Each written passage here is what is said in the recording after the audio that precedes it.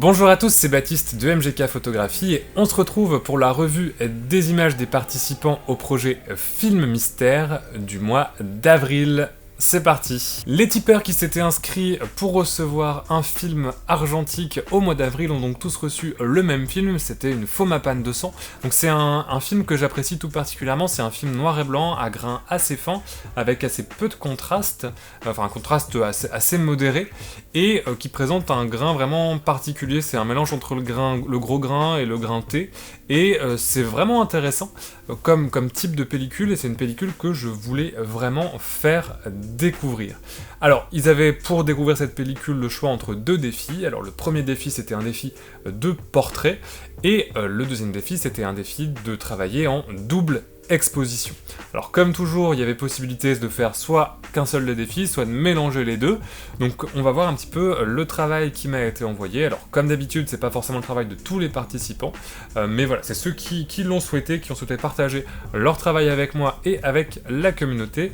J'encourage toujours les personnes qui ont pris un film, qui ont participé au projet Film Mystère, à m'envoyer leurs images, même si cette vidéo est passée, et puis on verra, j'arriverai à les caser dans une future vidéo, si ils le souhaitent. Alors on va tout de suite commencer, j'ai ma petite tablette pour voir les images en même temps, donc on va commencer avec le travail de Christophe, qui a travaillé en double exposition.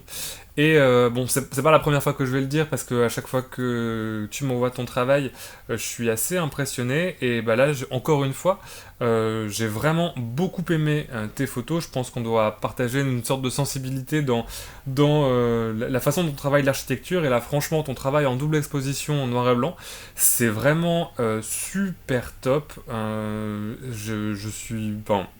J'ai vraiment extrêmement aimé ta série entre voilà, architecture abstraite, le travail sur les perspectives, etc. C'est vraiment remarquable. J'ai beaucoup aimé en tout cas ton travail, donc franchement félicitations pour ta petite série. Vraiment impressionné. On va enchaîner avec le travail de Corentin, donc Corentin qui a lui aussi travaillé en double exposition et qui a mélangé les deux défis, donc mélangé le défi double exposition avec le défi portrait, et encore une fois, j'aime vraiment le résultat que ça a donné. Il y a un côté un petit peu irréel aux différentes photographies. Il y a un côté où ben, justement on s'y perd un petit peu, on n'arrive pas trop à se repérer, ça donne vraiment une impression étrange, alors pas du tout dans un côté péjoratif, mais je trouve qu'il y a une sorte de côté fantomatique irréel qui est vraiment assez agréable, un petit peu voilà, éthéré, qui est vraiment très agréable. J'aime beaucoup en tout cas l'ambiance qui se dégage de ta petite série de portraits en double exposition. Je trouve que ça rend, c'est dans un genre totalement différent, un petit peu de la multi-exposition plus organique et plus instinctive, j'ai envie de dire, moins réfléchie, moins cérébrale, mais ça rend quelque chose. J'aime beaucoup l'ambiance de tes différentes photographies. Bravo. Je passe ensuite à Damien, qui a lui aussi travaillé en double exposition, alors sur des paysages. Alors celle-là, franchement, je pense que c'est une de mes préférées de toutes les photos que j'ai reçues aussi. C'est une très très belle photo avec voilà, la silhouette et puis l'architecture par derrière. Je suis très très fan. Les autres aussi, j'aime beaucoup. Celle-là, c'est son de Pompidou. J'aime beaucoup la superposition fleurs et être humain. Vous êtes nombreux à l'avoir fait, donc c'est assez étrange comme rencontre d'idées entre des personnes qui ont eu juste le même défi et qui ont. Vous êtes plusieurs à avoir pensé à la même chose, donc c'est assez intéressant. J'aime beaucoup aussi celle de la pyramide, voilà, à l'envers, avec cet effet un petit peu de reflet de symétrie. Vraiment, j'aime beaucoup également cette image dans la série. Et en général, j'aime beaucoup la série, mais ces deux-là, celle de la silhouette et celle de la pyramide, sont vraiment celles qui, je trouve, ressortent le plus dans ta série. Et encore une fois, je suis assez fan du rendu. Je vais maintenant passer aux images de Mickaël, donc il m'a envoyé 4 images, 3 en double exposition et un portrait, que je pense c'est même un autoportrait, je suis pas sûr, corrige-moi si je me trompe. Donc, encore une fois, voilà, comme je le disais, des fleurs et de l'architecture qui se superposent, et ça marche effectivement plutôt bien. J'aime plutôt le rendu, souvent voilà, le contraste entre le côté très humain de l'architecture et très naturel des fleurs, ça marche très bien. Des doubles expositions, ma préférée de la série, c'est celle-là avec la ligne de colonne et les petites fleurs qui se superposent. Je trouve que c'est vraiment, j'aime vraiment l'ambiance de cette image.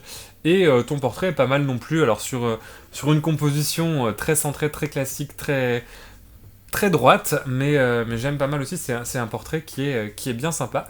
Merci de ta participation. Je vais présenter maintenant les images de Jimmy, qui a lui aussi travaillé un petit peu sur les deux thèmes, alors des fois deux fois dans la même image, comme ici avec voilà, ce portrait, je pense que c'est un crâne ou un vase qu'on voit en superposition, j'arrive pas trop à décider, pour préciser ça, ce serait gentil à toi. Voilà, encore une fois, un portrait avec des surimpressions de fleurs. J'aime bien cette image aussi, je trouve qu'elle a un côté voilà, un petit peu rêveur que j'aime bien aussi. Un portrait, voilà, encore une sorte de portrait avec un tableau où on cache ton visage. Un autre portrait, alors je sais pas, voilà, je sais plus, dans les mails tu m'as peut-être précisé, c'était des portraits, des autoportraits, etc. Donc encore du portrait.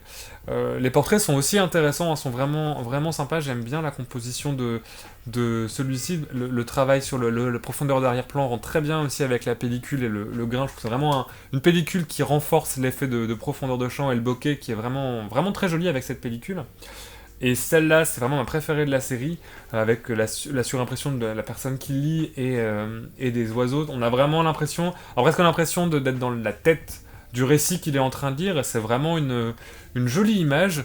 Donc vraiment bravo pour cette série. Moi, elle m'a beaucoup plu, et tout particulièrement cette dernière image. Pour continuer, je vous présente les images d'Hugo, qui lui a travaillé uniquement sur le portrait. La double exposition, ça t'a peut-être pas inspiré. Donc uniquement sur une série de portraits qui est pas mal, qui est assez intéressante. Je trouve qu'il y a des poses, je sais pas comment tu as travaillé avec ton modèle, mais je trouve qu'il y a des poses qui fonctionnent plus ou moins bien. Moi j'aime beaucoup celle-là, la deuxième, avec l'effet de cheveux. Je trouve que la mise au point est vraiment intéressante, et la courbe avec les cheveux donne vraiment une impression de composition intéressante.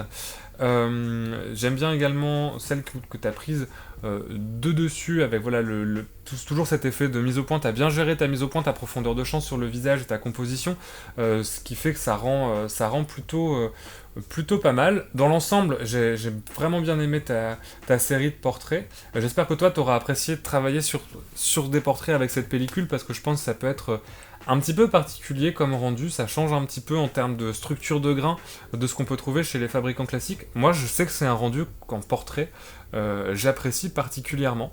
Donc j'espère que toi, ça t'aura plu aussi de pouvoir tester ça sur du portrait.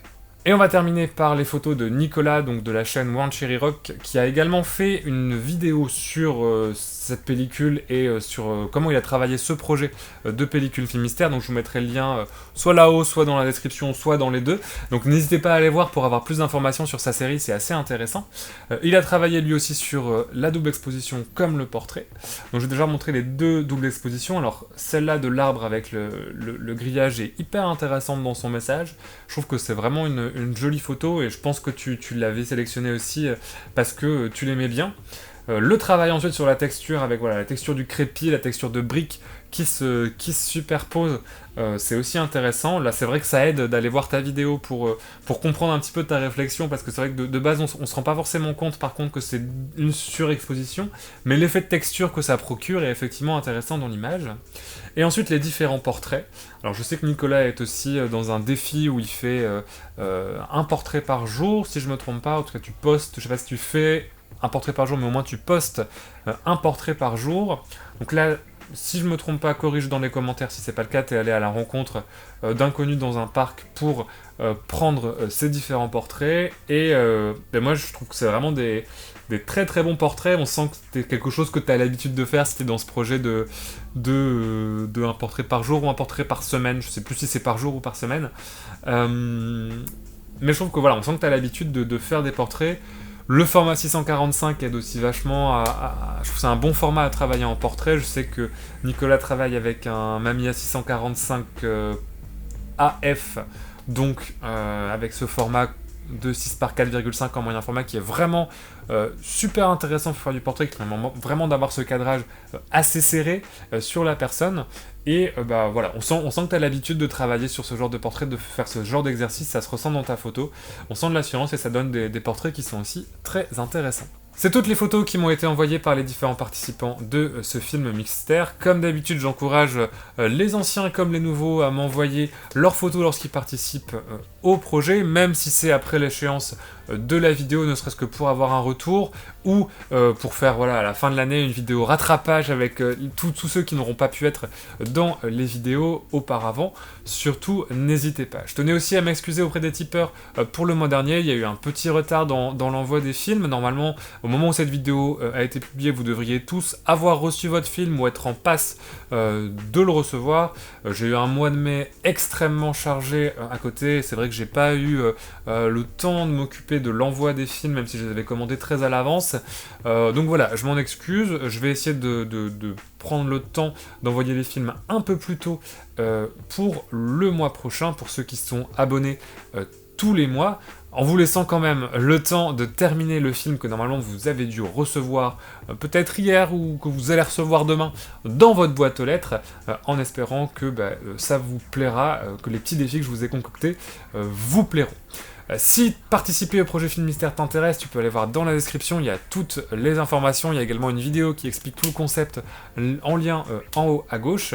Ça se passe sur la page Tipeee et tu peux soit t'abonner tous les mois, soit choisir juste un mois et faire un paiement une fois pour tester un petit peu le concept. Tant que tu es en bas, tu trouveras aussi tous les liens sociaux. Si tu veux voir plus de mes vidéos, tu peux également t'abonner à la chaîne. Et si cette vidéo, cette petite review des images des participants t'a plu, tu peux mettre un petit pouce en l'air. Vous pouvez également donner vos avis sur le projet et sur les différentes séries qui ont été faites dans les commentaires, vos suggestions sur comment on pourrait améliorer ce petit exercice de partage. Et moi, je vous dis à la prochaine. Et en attendant, bonne photo!